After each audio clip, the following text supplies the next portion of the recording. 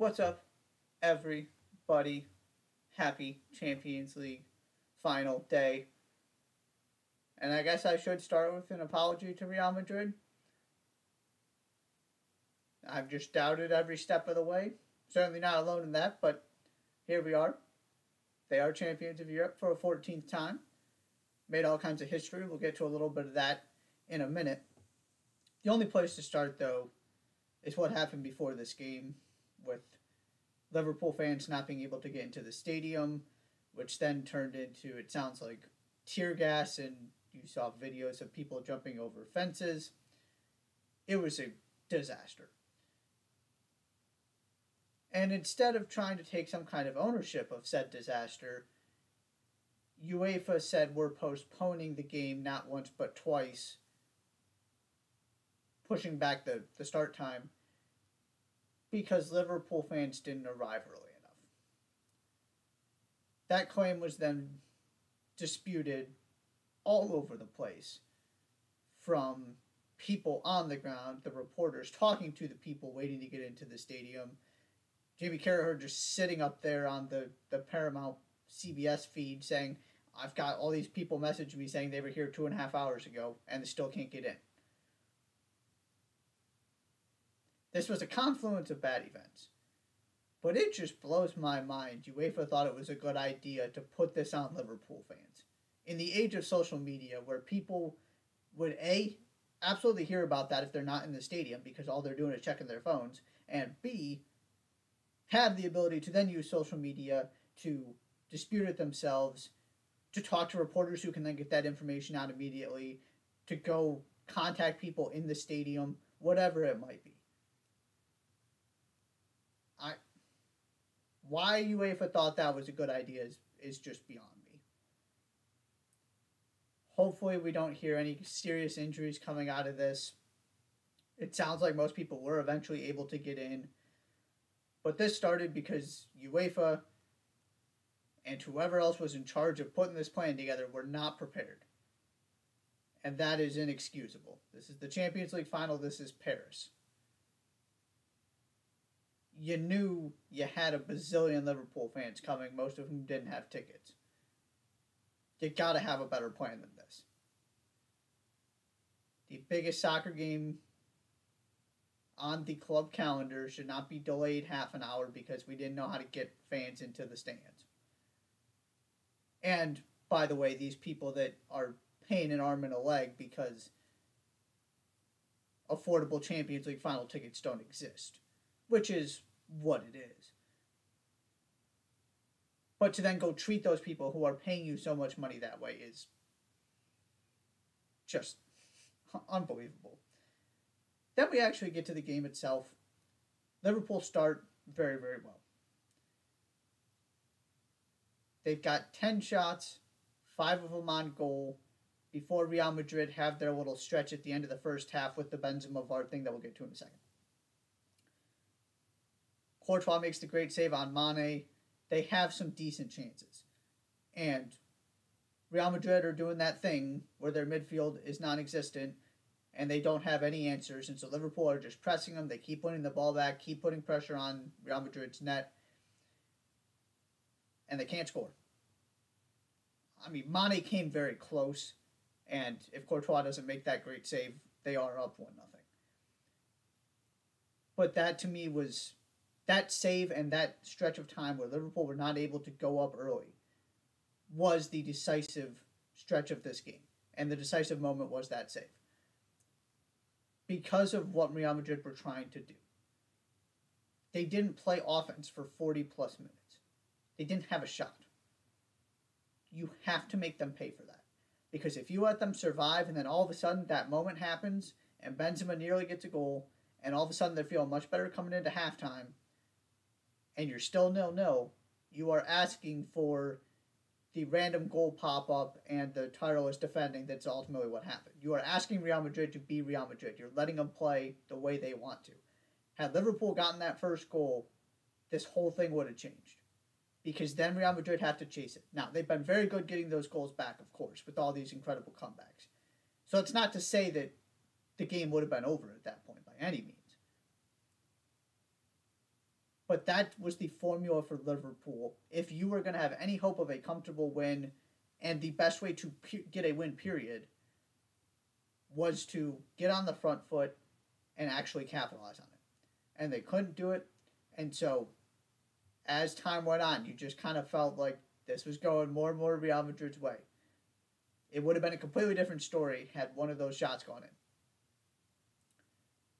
And then Real Madrid do get this sort of strange opportunity that falls to Benzema after a bunch of things happen in this bizarre series of events.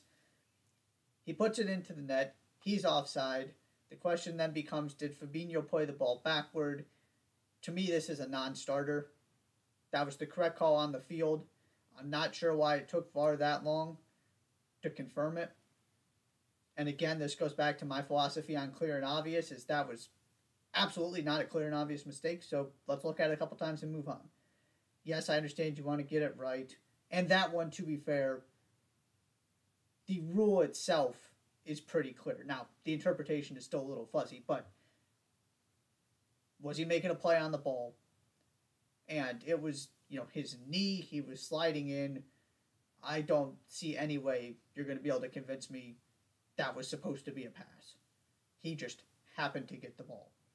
So, Real Madrid feeling better going into halftime. Still 0-0. And they just sort of get into the game, do their thing, and then out of nowhere, it happens. And I highlighted this matchup, as many people did, but I highlighted it for this specific reason, and it came to fruition. Fede Valverde mishits a shot badly that falls to Vinicius, and he smashes it into the net. And who was on that side of the field, unable to cut out that cross shot, whatever you want to call it? Yeah, Trent Alexander-Arnold. Now, to be fair to Alexander-Arnold, this was not the blatant kind of mistake that we have seen before in the Champions League. This was nobody was expecting that shot to be that bad. But it's the same idea of Vinicius is going to make those runs. He is going to be a threat at that back post. You as the right back have to know he's there. You have to be able to cut out any kind of service that's coming to him. And Vinicius was able to just kind of float away. And Alexander-Arnold either didn't know he was there or did not get close to him at all. Because there was plenty of space for Vinicius to stretch that run out, pull it a little bit wider, and still have the space to put it into the net. I said I thought that was going to be the decisive matchup, and one of those two players was going to be involved in a key moment, and there we go, it was both of them. And then after that, it's a lot of Thibaut Courtois being world-class. He was absolutely superb in this game. Man of the match, player of the game, best player, most important player, MVP, all of them. Again, because of that, you can't overemphasize the importance of that save on Mane. And then, he's got the one at the end on Salah that's probably even better. He was flawless, didn't make a single mistake. He was coming to get crosses, which is important against a team like Liverpool. So confident. He was amazing. That's the kind of performance you need if you're going to lose the expected goals battle that badly, and Mo Salah's going to have more expected goals than your entire team. That's how good Courtois was. And that's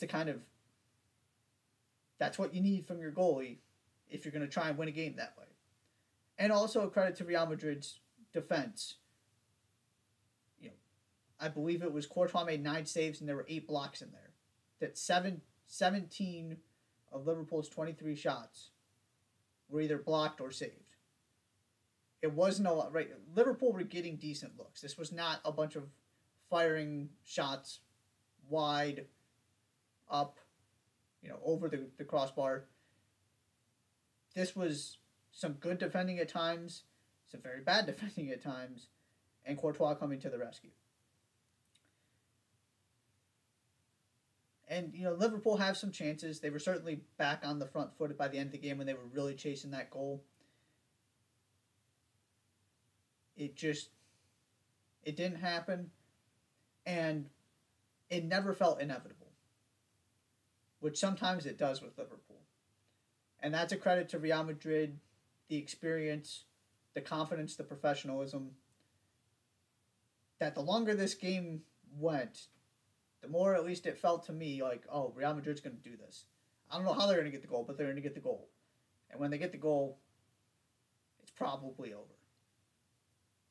And that is what ended up happening. On the whole here, first couple important things to highlight from Real Madrid.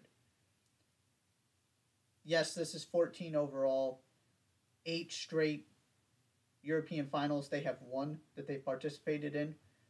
Ironically, the last time they lost, 1981, Liverpool, Paris. But some individual accolades here. Carlo Ancelotti is now the only manager to win all of Europe's top 5 leagues and the only manager with 4 European Cups. He is the most successful manager in European competition history if you want to define it that way. Did it with 2 teams. Yeah. He has gone back to Real Madrid and leveled up his legacy, for lack of a better term. It's incredible. He's been sensational for him. Yeah, you can not like the way they play, but it's getting results. And then also for this Real Madrid team, first, the other one. That whole list of guys who have been there since the beginning of these 5. Your Iscos, your Marcelos, your Benzemas, Bale, Carvajal, Modric. I think I'm missing a couple, but you get the point. That whole group of guys. Now tied with Cristiano Ronaldo with 5. Most Champions Leagues. It was just Ronaldo. Now it is all of them. And of course, these guys all got 5 with Real Madrid, which makes it that much more special. Ronaldo, of course, got his other one with Man U before joining Real Madrid. So congratulations to them to come back and do this again when nobody was really talking about you. When you don't have Ronaldo, it's incredible. This club has something in this competition, and this group of players has something really special. Whether this is the last run they make together, we'll see whether they can pull it back next year. I mean, you don't have Mbappe coming in. It's not like this is going to be a quick overhaul because there's no reason to overhaul it. But they are in this transition of eras where Vinicius is going to be your focal point moving forward. But you just can never can never count these guys out. And the other part of this is look at what they did to get here and to pull this off. They went through the French champions with a front 3 of Mbappe, Messi, and Neymar. They went through the defending European champions. They went through Manchester City and then Liverpool. So they beat the best 2 teams in the world, the team that won the competition last year, and arguably the most talented team in the world on paper. Arguably. I can't think of a better run than that. And then you also have the parts of this where, the Italian champions were in a group with Liverpool, and the German champions, well, they got knocked out by Villarreal, who couldn't touch Real Madrid in La Liga. So you look at what they, in some way, shape, or form, basically knocked out every champion in the major leagues. And to go through that route, where you leave absolutely no doubt, you can't dispute what they've done. And I'll be the first to say that they were not the better team every time they played over those 2 legs. Can argue they weren't the better team in this game. But they've done it too many times. That competition was too tough. You cannot pull off those kind of miracles by accident that many times against that quality opposition. You just can't. This is something special. This is different, with all due respect to Aston Villa. What Real Madrid has done, is different than what Manchester City did against Aston Villa to win the Premier League. That you can always go, it's Villa. And Villa could be any mid-table Premier League side, right? That gap is just so big that you're never shocked Manchester City can do that. Real Madrid was doing that to Chelsea, to PSG, and to Manchester City. Talk about something completely different here. And then you get the shutout against Liverpool to cap it all off. And the final point I want to make. For all of the whining that is coming out of particularly Real Madrid and Juventus, and just generally the financial imbalance and what the oil money has done to the top of the sport. And these, again, right, sort of the driving force behind the Super League, the teams behind that.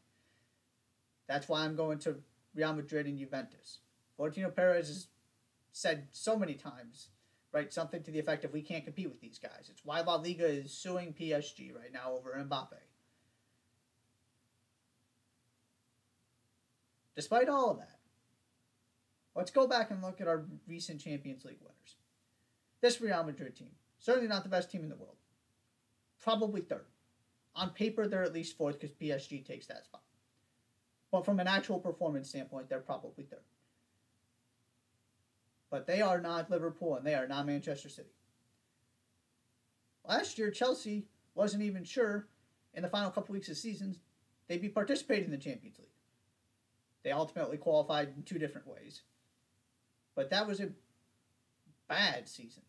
They fired their manager and had to have Tuchel come in and restore order. Nowhere near the best team in the world. We keep going back. Okay, then you get to Bayern. That is the one team that I'm going to talk about here that absolutely, when they, maybe not from start to finish, but at least by the time they got to the Champions League final, no question they were the best team in the world. That's the one you look at and you go, yeah, that lines up. Then we go back to Liverpool. When they beat Spurs. Lost out to City. Now, yes, it was close. Yeah, they were probably the top two teams in the world. To me, it's just not quite the same, though. And also, it doesn't help that you played Spurs in the final as opposed to what Real Madrid got to do here by playing a top two team in the world. It was sort of a weird season. I'm willing to hear an argument, but to me, that was still Manchester City as the cream of the crop top team in the world. And then you go to the Real Madrid team that beat Liverpool, who finished third in La Liga. My point simply being, the best team in the world is not consistently winning this competition. This is very much like an NCAA tournament. And it needs to be treated as such. I can go on and on and on about that. Every year when we get to April and we start, or even March, and we start making commentaries on conferences based on how they do in the NCAA tournament, it infuriates me to no end. But in this setup, that is the beauty of the way this sport works at the highest level and specifically in Europe, right? You play your 38 or 34 games to determine your domestic champion. And then you throw all these teams into a single elimination knockout tournament, and you see what happens. It's the best of both worlds. And so the Champions League is doing exactly what it is supposed to do. And we were reminded of that again this year. Right? Yes, Manchester City and PSG occasionally reach the final. But it's not like they're playing each other every year. It's not like they're making it every year. And you've got A Chelsea team that, yes, incredibly well financed, had no business being there, winning last year, beating Manchester City in the process. You have two Real Madrid teams that had no business being the best team, being champions of Europe, doing it recently. And Bayern, who is always sort of the standard bearer for responsible superpower, right? You never feel like they're overwhelming you with financial firepower. And they've got one.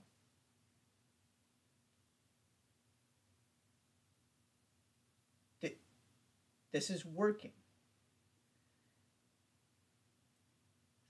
Is it good for the sport that we've got this going on right now from the financial imbalance? Of course not. And it needs to be addressed.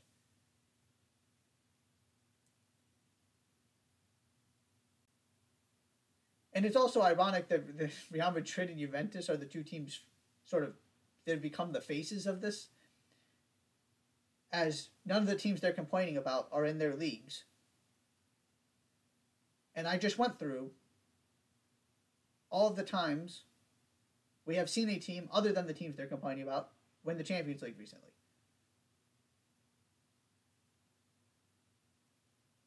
Sure, it makes life more difficult for them, but there is so much to be said, and I talked about this after Manchester City too. There's so much to be said for experience in knockout tournaments, for having just the DNA of Real Madrid, whatever that is, however it works, there's something there. And for just the randomness of knockout competition.